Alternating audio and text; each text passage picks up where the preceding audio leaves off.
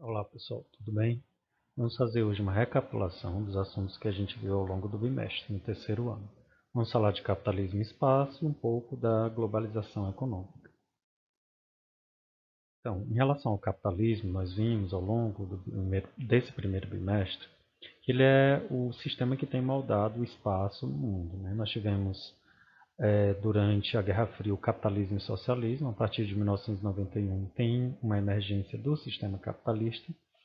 E ele, durante a maior parte dos séculos, foi o sistema responsável por transformar o espaço geográfico. Por isso que ele tem uma importância muito grande na análise do espaço internacional, né? O capitalismo ele é dividido em 4 fases. Nós vamos ver cada uma delas agora, né? E entender as características dessas fases, para compreender o que tem ocorrido no espaço, desde os primórdios até os dias atuais. Então a gente vai fazer um recorte a partir do século XVI, começando pelo capitalismo comercial. Como o próprio nome diz, o capitalismo comercial ele emergiu nas grandes navegações oceânicas, a partir das trocas comerciais. Valia, nesse contexto, quem mais investia em esquadras, em marinha mercante, né? Portugal e Espanha se destacaram dentro desse contexto. Politicamente, nessa fase nós temos um predomínio do absolutismo, onde todo o poder emana dos reis. Eles é que vão determinar se os comerciantes vão ou não para além-mar. E o princípio do lucro está na troca de mercadorias. Tudo que pudesse virar mercadoria, né, era realizado esse investimento no capitalismo comercial. Ele é também chamado de capitalismo mercantilista, pois o lucro advinha das trocas mercantis que eram realizadas entre metrópoles e colônias. Por exemplo, Portugal e Brasil. Os portugueses mandavam manufaturados e traziam do Brasil as chamadas matérias-primas, pau-brasil, açúcar, tabaco, dentre outros. Tá? O objetivo era sempre ter um superávit na balança comercial, vender mais e comprar menos. Então, as trocas de mercadorias era que impulsionavam o lucro. O lucro estava centrado na atividade comercial.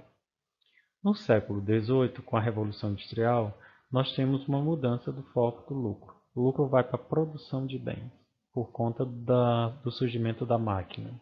Com a máquina a vapor e depois a máquina a energia elétrica, nós temos um boom da produção industrial. A produção industrial eleva-se de forma considerável. E essa elevação da produção industrial vai produzir, né, todo um excedente. O lucro passa a ser, então, na aceleração da produção de mercadorias e também na exploração do trabalho. Por isso que, nesse contexto, Karl Marx, que é um grande pensador, um sociólogo, né, ele criou o conceito de mais-valia. Né? Ele apontava que o trabalhador gera muitas riquezas, mas ele não participa dessas riquezas que ele gera. Ele não obtém lucro, né, com o seu trabalho cotidiano. O conceito de mais-valia, ele ainda hoje é bastante aplicado, né? Porque os trabalhadores geram muita riqueza, mas não participam dos dividendos, dos lucros dessas empresas. Predominou dentro desse contexto o liberalismo econômico, ou seja, os burgueses ascenderam ao poder dentro desse contexto e desejavam liberdade econômica. Desejavam produzir independente do Estado. Queriam bancar suas próprias incursões em relação aos mercados consumidores. Não queriam estar atrelados à figura de monarcas. E aí caem as monarquias também com as revoluções gloriosa e francesa. Nós temos a ascensão da burguesia, que passa a ter um controle sobre a questão produtiva, passa a ter uma liberdade de produção independente dos valores do Estado. Então, nessa fase, a acumulação de capital está centrada na produção e o lucro também no processo de exploração do trabalhador. No século XX, né, início do século XX, nós temos uma mudança aí, de fase. Da fase industrial, nós passamos à financeira. O que é que marca a fase financeira? Surgimento de monopólios e oligopólios, o agigantamento das empresas, que ocorre a partir da união do capital bancário com o capital industrial. Dessa união surgem grandes corporações, grandes empresas que passam a engolir as demais, as pequenas. Então, o lucro aqui passa a ser na arte da especulação. Quem tem recursos passou a investir nos bancos e os bancos passaram a investir nas empresas. E aí também as pessoas passaram a investir diretamente nas empresas através de ações via bolsa de valores. No capitalismo financeiro, nós temos lucros que advêm da especulação. As empresas passam a dominar os mercados e, dominando esses mercados, a partir da eliminação da concorrência, essas empresas elevam o preço dos seus produtos.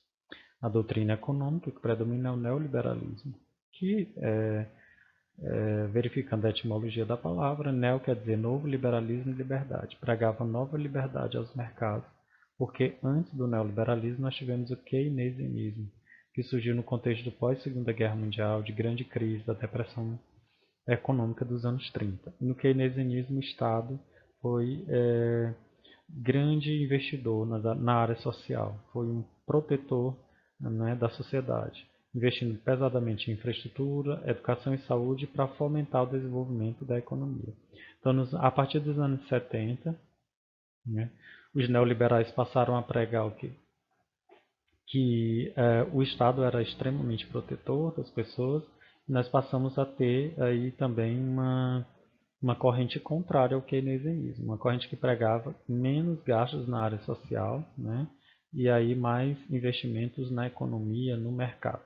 Essa fase ela se destacou bastante, essa doutrina econômica iniciou na fase financeira, mas vai se destacar na fase do capitalismo informacional, que inicia ali, tem a sua gestação a partir dos anos 70 com a Revolução Técnico-Científica, mas vai se aprofundar a partir dos anos 90, tá? E no século XXI, principalmente. O capitalismo informacional ele surgiu a partir da Revolução Técnico-Científica Informacional, que foi a Revolução Técnico-Científica Informacional, foi a revolução da ciência, da informática, né? De novos processos produtivos. Dentro desse contexto, todas as transformações passaram a ser pensadas pela ciência. Todo produto que nós passamos a consumir, um remédio, um calçado, um móvel, passaram a ser pensados, fabricados dentro de laboratórios. Isso gerou, né, uma valorização do conhecimento. Isso ocorreu a partir da ascensão do Japão e da Alemanha, que promoveram o surgimento da robótica, da biotecnologia, o desenvolvimento da informática. Então, aqui nessa fase informacional, o conhecimento gera poder. O investimento em pesquisa e tecnologia vai gerar grandes retornos a empresas e também ao Estado. O capitalismo informacional ele culmina também com o processo de globalização econômica, onde a gente tem uma maior integração dos espaços, uma maior intercomunicação, né? E isso vai gerar grandes diferenças dentro das relações travadas dentro do espaço. No capitalismo informacional nós temos espaços mais coesos, mais funcionais, com maior fluidez, para que as pessoas possam se deslocar de forma mais precisa. Esses espaços diminuem seus tamanhos também, né? Se você pegar uma agência bancária dos anos 80 e pegar uma agência bancária atual, você vai ver que há uma significativa diminuição do tamanho do espaço físico, porque quase tudo é feito de forma eletrônica. E agora, com a pandemia, quase tudo é feito de modo remoto. Então a gente vai ter novas transformações no espaço, na era do capitalismo informacional a partir da pandemia da Covid-19, né? Com a ascensão do trabalho home office, né? Com a dispensa dos escritórios, né? Pelo menos dentro desse contexto, a gente acredita que essas mudanças vão acontecer de forma mais comum, mais próxima da nossa realidade nos próximos anos. Há várias mudanças que foram gestadas tecnologicamente agora que vão se perpetuar. Tá? Então, a fase informacional é aquela marcada pela importância do conhecimento, da pesquisa e do desenvolvimento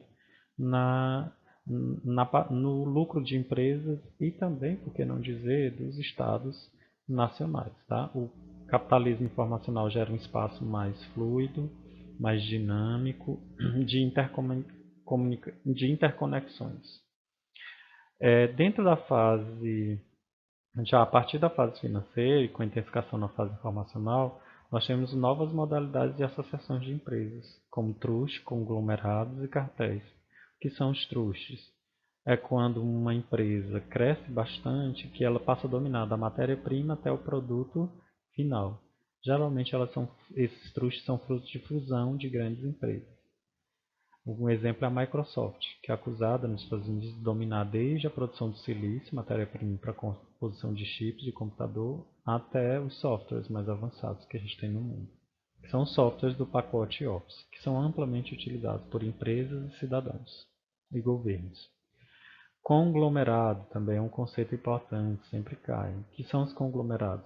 Conglomerado é quando uma empresa diversifica a sua produção, ela cresce bastante, ela diversifica, né, as suas formas de produzir, com o objetivo de garantir uma estabilidade. Quando um setor da empresa não vai bem, o outro acaba se sobrepondo. Tá? O Grupo Claudino, por exemplo, pode ser considerado um conglomerado. Eles têm vários setores de atuação: construção civil, shopping, lojas de departamento, gráfica, frigorífico. Se dessas empresas não vai bem, a outra acaba cobrindo os prejuízos. Né? Então, conglomerados são grandes grupos de corporações, né, que diversificam a sua produção visando uma estabilidade. A Mitsubishi é um grande conglomerado, a Sony, a LG, dentre outras. E cartéis, o que são cartéis? Cartel é uma associação entre empresas, elas não chegam a se fundir, mas elas combinam preços visando a eliminação da concorrência. Tá? Então, os cartéis são altamente nocivos para a nossa sociedade, porque essa combinação de preços elimina a capacidade de concorrência, elevando os preços para o consumidor. Por exemplo, disse que aqui no Piauí é uma combinação de preços de postos de combustíveis. Né? Então, é algo que é bastante recorrente, você não vê muitas diferenças de preços praticados em cada um desses locais, né, desses postos. Né, mas tem vários outros exemplos de cartéis. O cartel das sete irmãs, que são das empresas petrolíferas. A OPEP, a Organização dos Países Exportadores de Petróleo, é um cartel conhecido mundialmente que congrega os maiores produtores de petróleo no mundo, que aumentam o preço dos barris do petróleo para os consumidores de todo o planeta. São exemplos de cartéis. Cartel está ligado à combinação de preços, visando a eliminação da concorrência. Globalização. A globalização surge ali a partir dos anos 70, se aprofundando a partir dos anos 90, que é quando nós vamos ter um mundo mais conectado, né? E aí a globalização está ligada a três palavras que eu gosto de destacar. Na globalização nós temos a integração maior entre os países, há uma interconexão. Então nenhum país pode pensar em falar, o representante falar bobagem, porque, né, essa integração faz com que os países tenham uma interdependência maior. O que é a interdependência? A dependência mútua, que é outra palavra aqui que eu destaquei. Tá? Brasil e China. Se o Brasil travar batalhas com a China, batalhas ideológicas, nós vamos ter um grande problema ou consequências.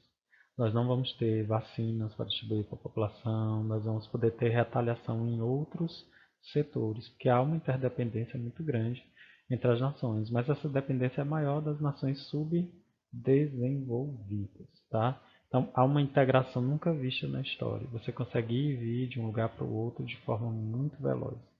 Um exemplo disso é a pandemia. Como que o vírus se espalhou pelo mundo? Porque há uma integração maior entre os países, há um vai-vem maior de pessoas. Isso fez com que ele se desenvolvesse de forma muito rápida, tendo sua origem lá na Ásia e chegando rapidamente a todos os cantos do planeta, provocando muitas mortes, né? Provocando grandes estragos em muitos países, principalmente os países mais pobres, onde houve a dificuldade de realização de fechamentos é, do comércio, das atividades. E globalização também rima com homogeneização. Na globalização nós temos a homogeneidade dos processos. Parece que nós falamos a mesma língua, vestimos as mesmas roupas, temos os mesmos hábitos alimentares. Tá?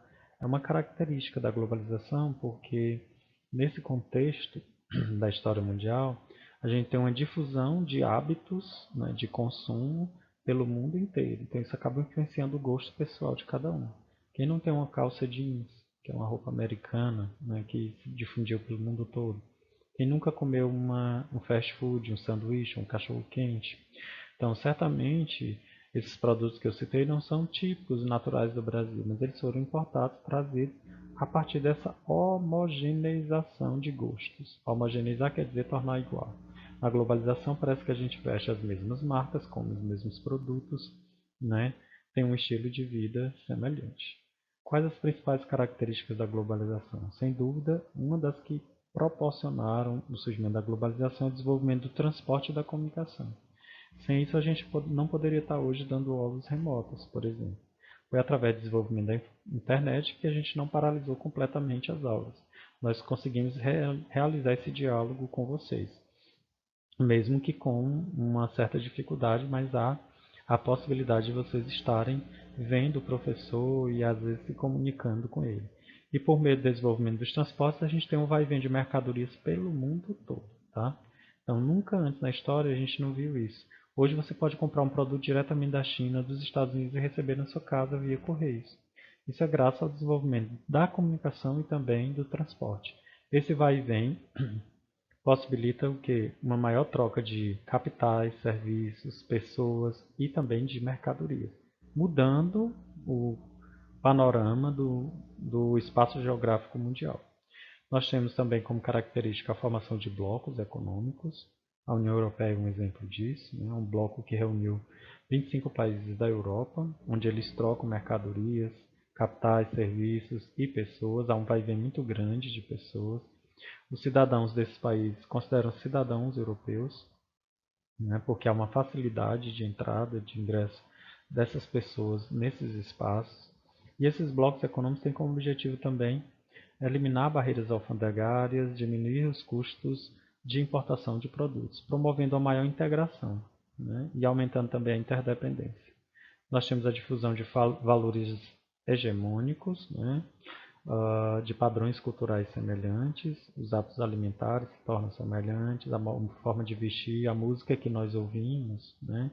Quanto à música americana, né, europeia, nós não consumimos no nosso cotidiano, né? Quantas comidas desses países nós já não provamos ou apreciamos? A da Ásia também, do Extremo Oriente.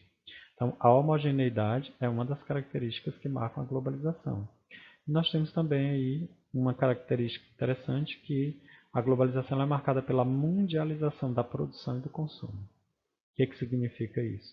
Com a globalização, as multinacionais puderam se espalhar por vários países do mundo. Com essa mundialização da produção, que levou tecnologias a vários países, nós tivemos também um consumo mundializado, né?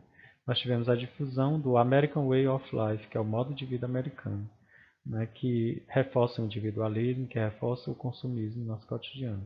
Então, tudo isso é possível a partir da difusão das chamadas empresas multinacionais. O que é uma empresa multinacional? É uma empresa que está presente em vários países do mundo.